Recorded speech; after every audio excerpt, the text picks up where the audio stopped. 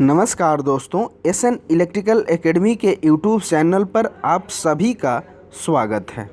दोस्तों, आज यानी 22 मई के राजस्थान टेक्निकल हेल्पर के फर्स्ट शिफ्ट का एग्ज़ाम कंप्लीट हो चुका है और उसका क्वेश्चन हमारे बीच आया हुआ है और वो क्वेश्चन को हम आपके बीच डिस्कशन करने जा रहे हैं। उन क्वेश्चन को आप देख करके आने वाले दिनों में यदि किसी स्टूडेंट का पेपर है राजस्थान टेक्निकल हेल्पर का, तो वो इस कंप्लीट वीडियो को देख करके जाए, क्योंकि क्वेश्चन रिपीट हो रहे हैं और इस वीडियो को देख करके आपको क्वेश्चन का लेवल का पता चल जाएगा। तो दोस्तों, इस वीडियो को कंप्लीट देखिएगा और हमें कमेंट कीजिएगा कि इसी डाटा पे आपको क्वेश्चन मिले थे या नहीं मिले थे। क्रॉस क्वेश्चन ज़रूर कीजिएगा। तो आइए दोस्तों, पहला क्वेश्चन जो पूछा गया था कि एक माइक्रो वोल्ट किसके बराबर होता है, तो एक माइक्रो वोल्ट जो होता है वो 10⁻⁻⁻6 वोल्ट के बराबर होता है। तो ये आज क्वेश्चन आया हुआ है फर्स्ट शिफ्ट में। दूसरा जो क्वेश्चन पूछा गया था कि कॉमन एमीटर में फेज डिफरेंस कितना होता है। कॉमन एमीटर सबसे ज़्यादा यही कॉन्फ़िगरेशन प्रयोग किया जाता है और इसमें 180 डिग्री का फेज अंतर पाया जाता है। इसके बाद यदि कॉमन बेस की बात करें, कॉमन कलेक्टर की बात करें, तो इसका फेज डिफरेंस जो होता है वो 0 डिग्री होता है और कॉमन कलेक्टर को फॉलोअर भी कहा जाता है। नेक्स्ट क्वेश्चन जो पूछा गया था, 3 फेज इंडक्शन मशीन के बॉडी से क्वेश्चन पूछा गया था कि इंडक्शन मशीन की बॉडी किसकी बनी होती है, तो जो बॉडी होती है वो कास्ट आयरन की बनी होती है। न्यूमेरिकल रेजिस्टेंस और कैपेसिटर पर बराबर क्वेश्चन पूछे जा रहे हैं हर शिफ्ट में। इसमें भी पूछा गया था कि 3 ओम और 9 ओम और 5 ओम के रेजिस्टेंस सीरीज़ में कनेक्टेड हैं, तो टोटल रेजिस्टेंस क्या होगा। तो जब रेजिस्टेंस को सीरीज़ में कनेक्ट किया जाता है तो टोटल रेजिस्टेंस जो होता है वो R1 + R2 + R3 होता है।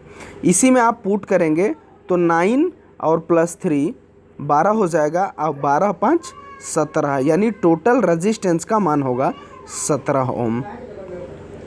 नेक्स्ट क्वेश्चन एक पूछा गया था, इस क्वेश्चन के लैंग्वेज में थोड़ी सी प्रॉब्लम है, हमने इसको करेक्शन करने का ज़रूर प्रयास किया है। आप ज़रूर कमेंट करके बताइएगा कि वास्तव में यही क्वेश्चन था कि इसकी लैंग्वेज कहने का मतलब ये था या दूसरा था। जैसे 5 नंबर में कि ट्रांसफार्मर कूलिंग के लिए किसका प्रयोग किया जाता है, तो ट्रांसफार्मर कूलिंग के लिए ऑयल का प्रयोग किया जाता है और इसमें जो ऑयल होता है वो मिनरल ऑयल या सिंथेटिक्स ऑयल होता है। 2 प्रकार के ऑयल ट्रांसफार्मर में प्रयोग किए जाते हैं। नेक्स्ट क्वेश्चन पूछा था चुंबक चैप्टर से। इसमें कह रहा है कि लौह चुंबकीय पदार्थ निम्न में कौन है, ऑप्शन में दिया हुआ था। हम लौह चुंबकीय पदार्थ कंप्लीट बताते हैं। एक होता है निकिल, फेरस और कोबाल्ट। लौह चुंबकीय पदार्थ जो होते हैं इसमें फेरस आता है, निकिल आता है और कोबाल्ट आता है। नेक्स्ट क्वेश्चन पूछा था इंस्ट्रूमेंट चैप्टर से। इंस्ट्रूमेंट से भी क्वेश्चन आ रहे हैं।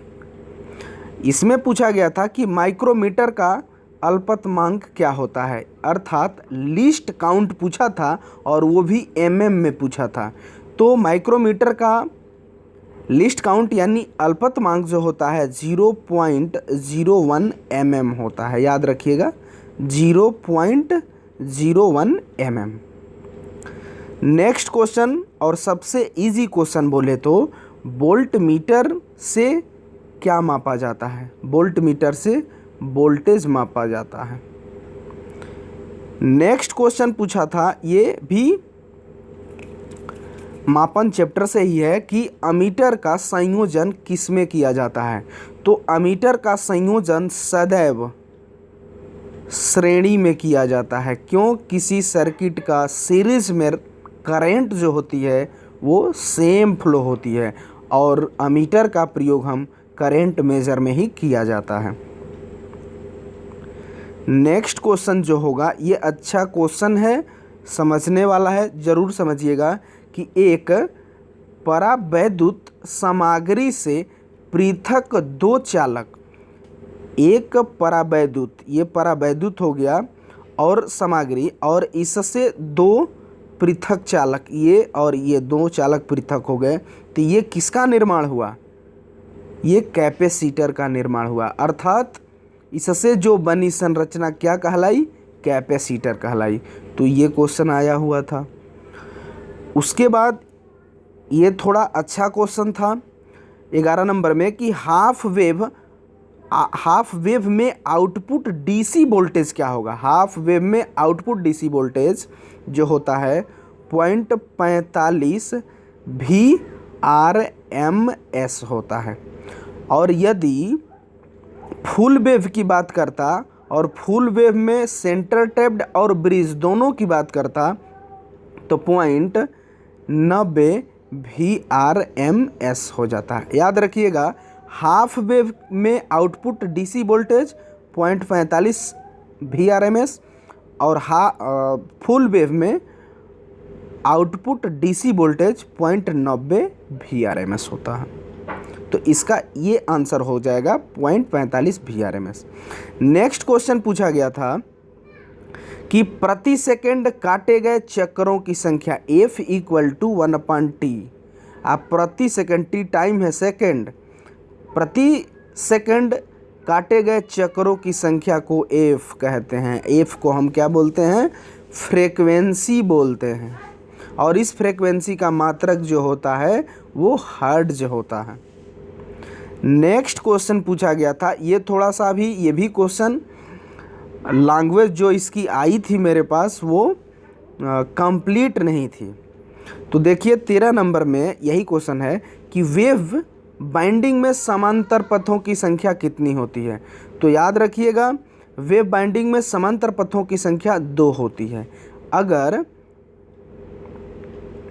लैप बाइंडिंग की बात करता तो उसमें जितने समानांतर रास्ते, जितने पोल उतने समानांतर रास्ते भी होते हैं, लेकिन वेव बाइंडिंग में 2 होते हैं। इसके बाद भी प्लेक्स की बात आती है, सिम्प्लेक्स, डुप्लेक्स, ट्रिप्लेक्स, मल्टीप्लेक्स, क्वाडुप्लेक्स आते हैं इसमें, वो कंडीशन पे रहता है। नेक्स्ट वाइंडिंग चैप्टर से न्यूमेरिकल आया था कि 27 स्लॉट, 27 कॉइल और 3 पोल है, तो पोल पिच ज्ञात कीजिए। Pole pitch equal to slot upon pole. और यहाँ स्लॉट जो है 27 दिया हुआ है और पोल जो है 3 दिया हुआ है, तो 3 27, अर्थात इसका जो पोल पिच होगा वो 9 हो जाएगा। नेक्स्ट क्वेश्चन पूछा था कलर बैंड से, रेजिस्टेंस के कलर बैंड से क्वेश्चन पूछा गया था कि नारंगी, काला, भूरा और बैगनी का मान क्या होगा? तो इसमें देखिए 1 2 3 4 5 बैंड का है ये।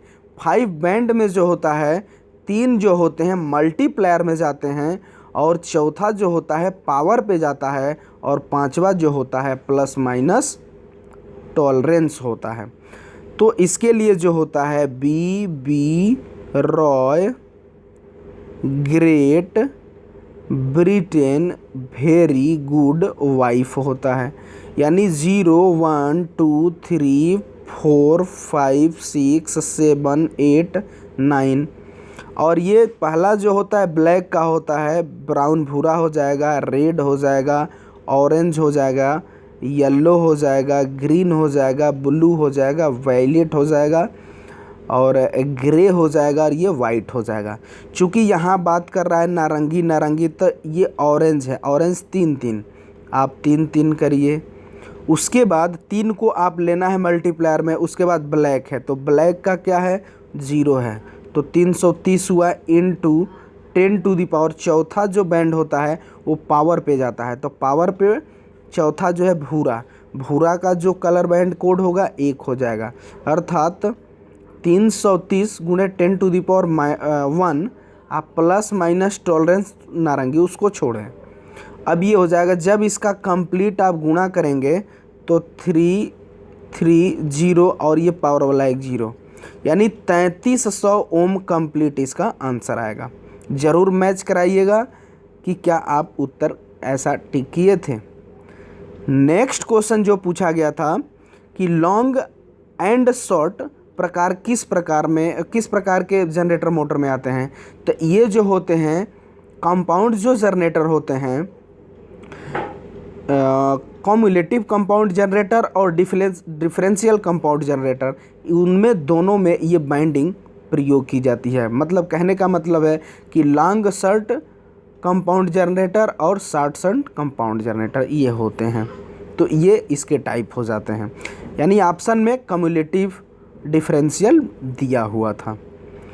नेक्स्ट क्वेश्चन पूछा गया था, ये क्वेश्चन रिपीट है, पिछली यानी कल के शिफ्ट में ये क्वेश्चन रिपीट था कि घरेलू ऊर्जा मीटर